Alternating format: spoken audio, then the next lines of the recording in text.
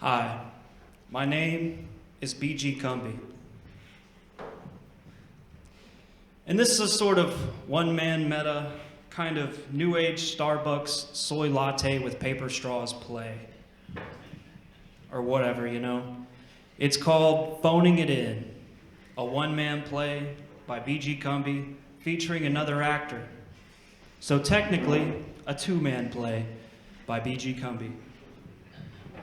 I had a much, much bigger production in mind, but that's what this whole thing I'm doing today is about. It's why I couldn't deliver what I originally had intended for y'all. I started realizing, you know, I would need a couple props. Not that difficult to get, nothing too crazy, you know, and two other actors, and to learn lines. What I started realizing is that I was getting way over my head. And I didn't think I could deliver what I wanted to do. And I was talking to my friend Glockenstock about it. For those of you who don't know, Glockenstock is a homeless man that I met, who at the time was living in a tent in the woods. Now, he's one of my best friends, you know. He's kind of like my Yoda, actually. He teaches me and gives me advice and things, you know. And but I talked to him about the play, and I told him that I wasn't going to do it. I straight up told him, I quote, "It's too complex, Glockenstock." He responded more angrily, than I've ever seen him get. And what he told me was, "Kumbi, you know, if I ever had a problem that I wanted to solve,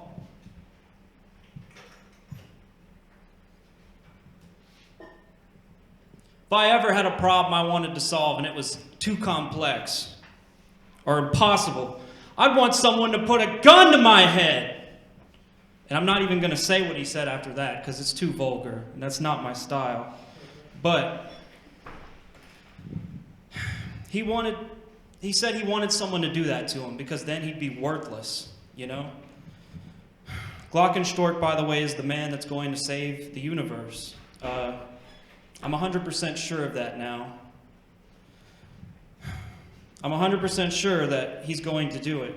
And, you know, people laugh at him when he says that, or they think he's a crazy drunken bum, you know? But, sorry, I'm phoning it in. Just give me a second here. But yeah, I couldn't put the whole play together in time, and I just decided that I'm going to do one partial cut of one scene so you all could get an idea of what it would have been like, you know? The play is called Jeremill, and it's based on a critically panned novel by a French author, Milan Kundera. The novel was called Life is Elsewhere. That's what this whole thing is based on. But, you know, I never actually read the novel. And I know nothing about the premise or the characters or anything. At the end of the day, I know nothing. So my goal was to make this thing good today. It was about a man who obsessively dedicated his life to becoming a poet, but was struggling to achieve his dream. And he developed something of a romance with the male woman, Vera, who would deliver his poems to potential publishers, you know? Anyway, this scene right here is between me, Jeremill, and the male woman, Vera. Enjoy.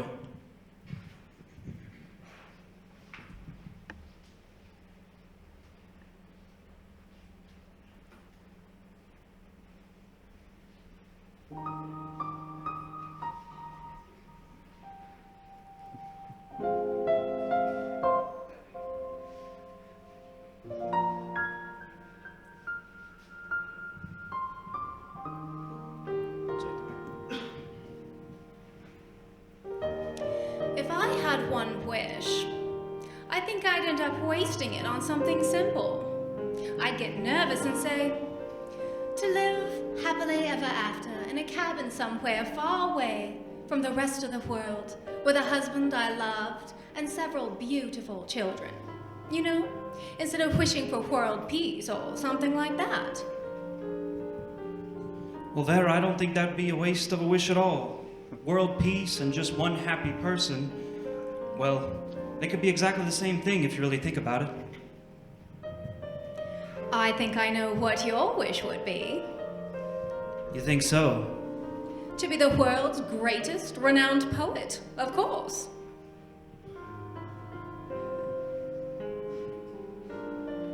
Then you don't know me so well. You think I'd want to have it on just a wish? I'd wish for the moon to fall down, to come crashing into just me and me alone, though slowly. Oh my! Why would you want such a thing? I could look upon it and write about it. Maybe I'd find something in that impending doom that would make me the greatest through merit. I would die, yes, but I could tuck the poem away somewhere. And it would be found, and it would be spread further and further. That one by Jeremiah, they'd say. The Day the Moon Fell from the Sky. That's the greatest poem in the English language. No doubt. And I'd already have used up my wish, so I could only pray for one last thing. And what's that? That death is a long, dark sleep. No heaven or hell. Wouldn't you want to find eternal paradise after all that moon-falling business? I don't think any perfect world would ever soothe my yearning. Not really. No heaven or God could show me the sort of beauty that frees a man's soul from his own pity. Is there really nothing that could give you that? Nothing?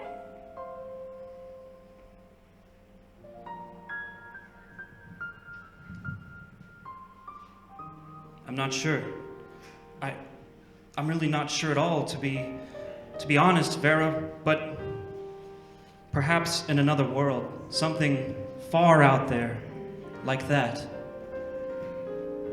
Oh, yes. That makes sense, I suppose.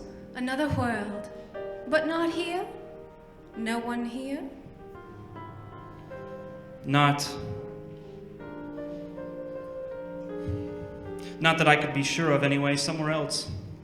That's where life really moves, I think. Your other world sounds so beautiful. I hope you find it someday.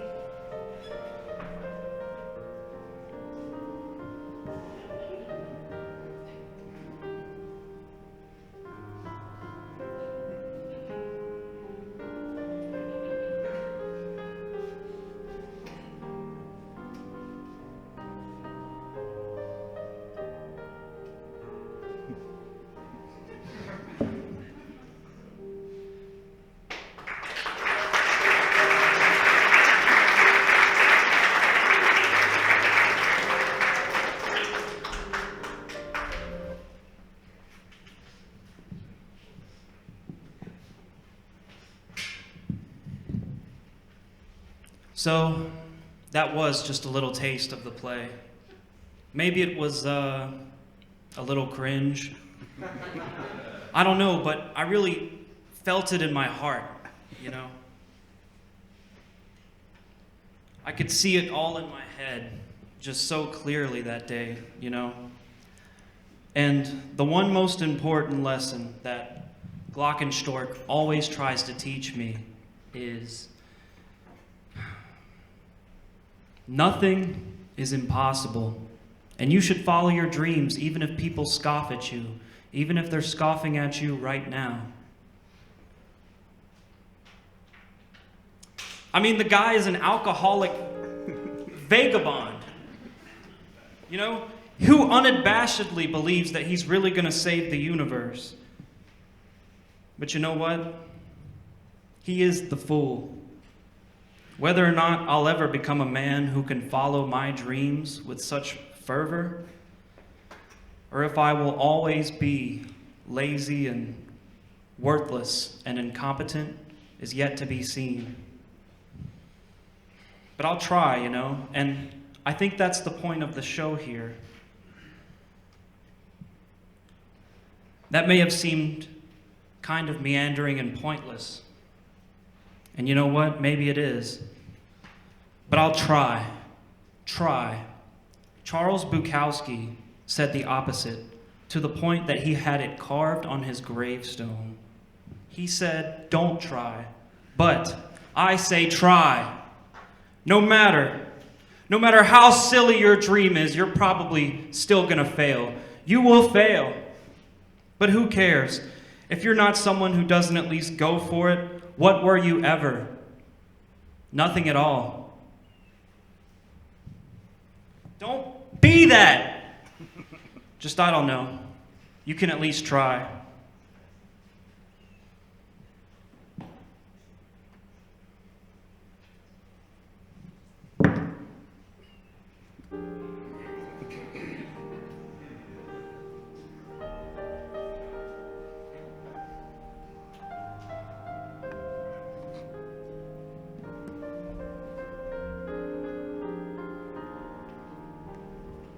Now, you know what? I'm going to have some audience participation. Everyone's going to help me here.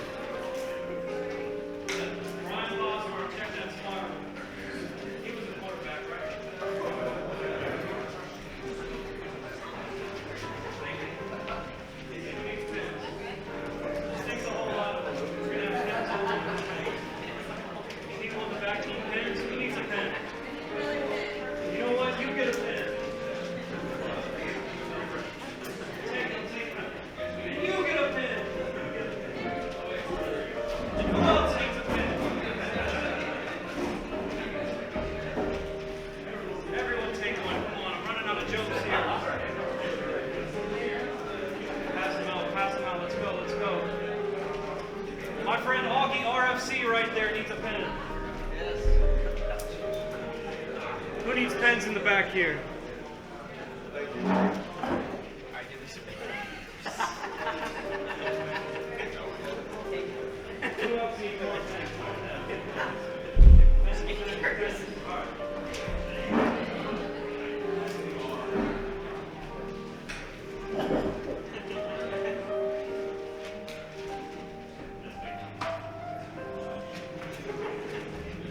You know what?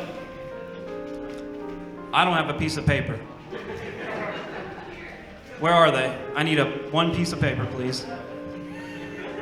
Thank you so much, sir.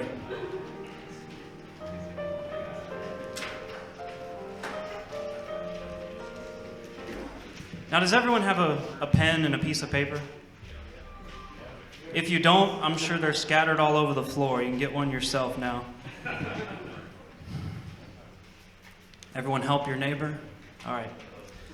So, everyone in the audience today, everyone in the crowd, you can go ahead and keep those pens, all right? That's my gift to you. So, like I was saying, you know, you get a pen, and you get a pen, and you got a pen. Remember that? Oprah, yeah. You know, African-American lady, about yay tall. I think she was very beautiful back in the day. I always had a crush on her, but, you know, she used to give away cars and stuff to, you know, single moms and wine aunts and bored housewives, you know, yeah. So how did that work anyway? You know, wouldn't they still have to pay the taxes and the insurance and the fees and all that?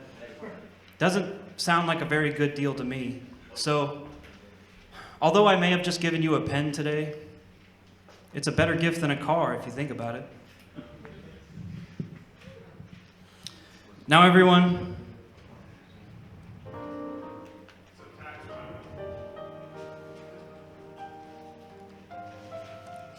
take that pen in your hand. And your sheet of paper, of course.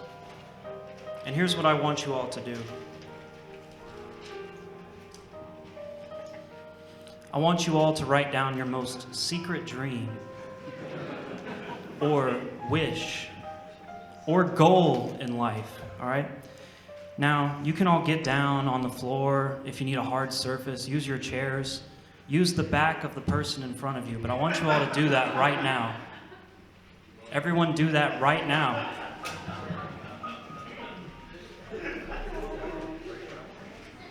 Here's the thing though. Keep writing. Don't let me stop you.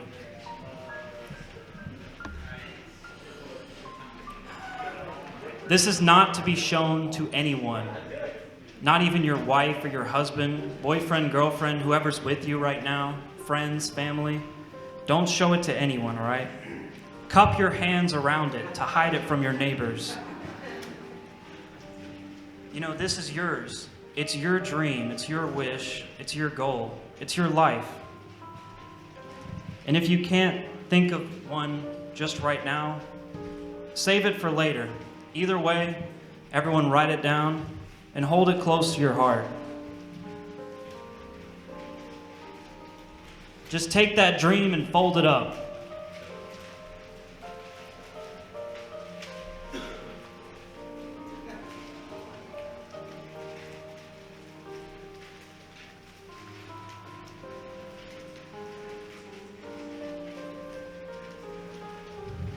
Now everyone put it in your pocket.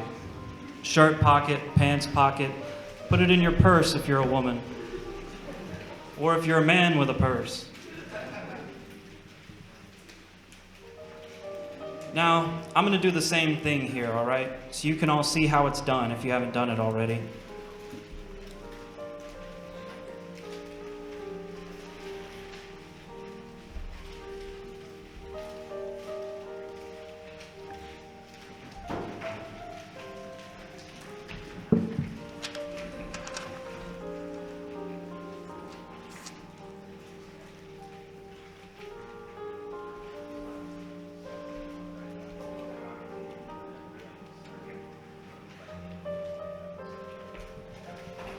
Did everyone see that? Now I'm not going to forget it. Unless, of course, I lose that piece of paper. I do lose things a lot. People, too. So maybe this wasn't the best idea. It's kind of a nice sentiment, though, don't you think?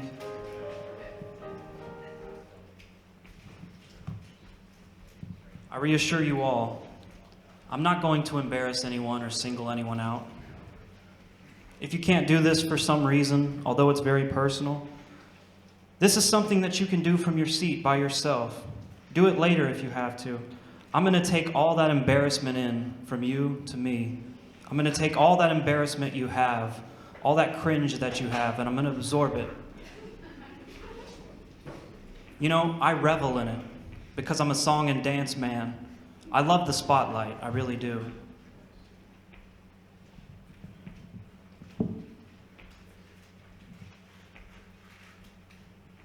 All right, everyone seems resettled now, okay. Get back in your seats and listen. All right, now I want to end this by saying, I really do believe that anything is possible. I really do, but sometimes you fail, and that's okay too. That's what I want to leave you all with.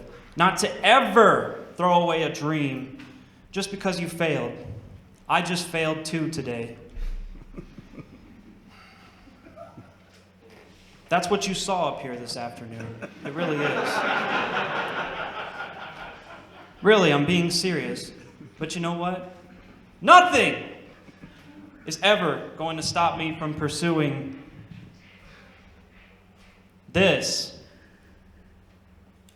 dream of mine. It's what I wrote down. But like I said, I'm going to keep this just for myself, and you should too. That's mine, all right? No prying eyes.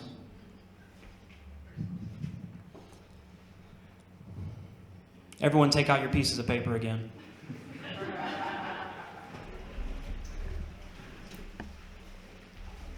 I see some people not moving, and they really should be. Everyone get them out. Come on.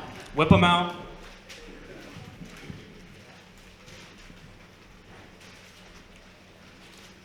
Take out those pens and paper. Just one final time for me.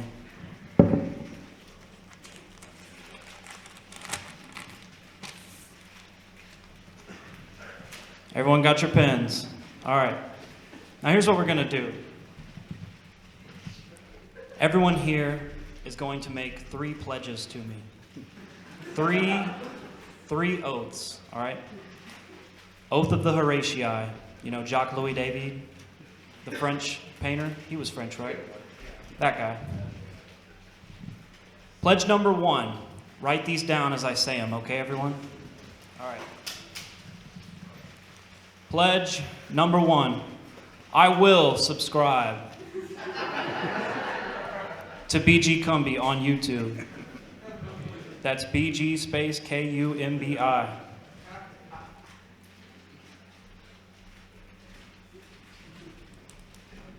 I will subscribe to BG Kumbi on YouTube. All right, number 2.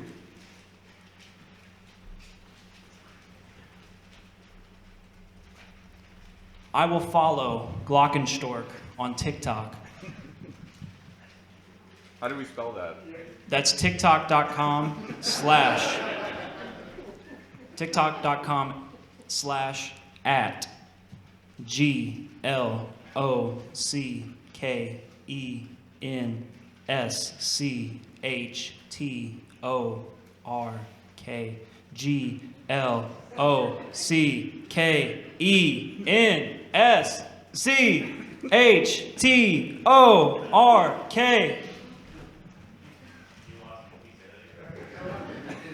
Let's get the audience involved this time.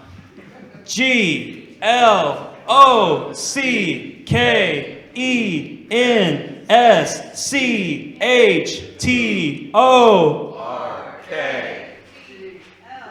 All right, just once was enough. Now, for the final pledge I want everyone to make, and although this is the 3rd one, it is the most important one. So everybody listen. I will always follow my dreams. That's number 3.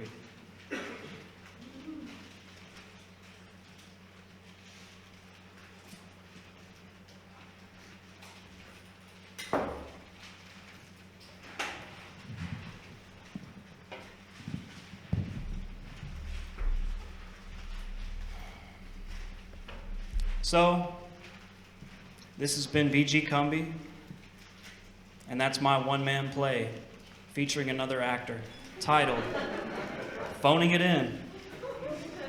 Welcome to my TED Talk, folks. We're going to teach African-American children how to code. Yeah, y'all remember that one, right? Sam Hyde. Great guy. Anyways, you know, I just want to thank everyone in attendance, and I want to thank Jay Dyer especially for giving me this golden opportunity. And I really want to thank my friend, hold up. I really want to thank my friend and mentor, Glockenstork. He's out here struggling, putting out crazy content. He's a good dude, and he's always giving me the best advice. So, That's it. Phoning It In by BG Kumbi. And in the words of the late, great Jeb Bush, please clap. You know what? What the hell? Give me a standing ovation. Get up, people. Yeah, give me a standing ovation, a really long one. Yeah. You know, I always wanted one.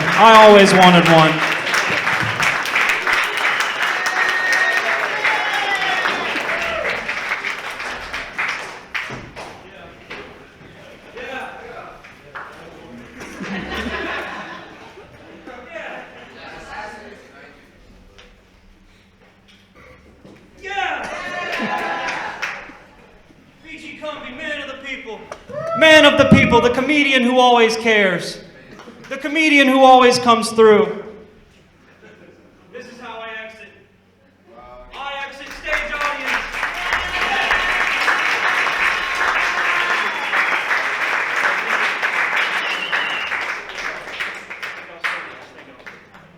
Thank you, miss. Thank you. You all have permission to follow me out to the parking lot and bug me.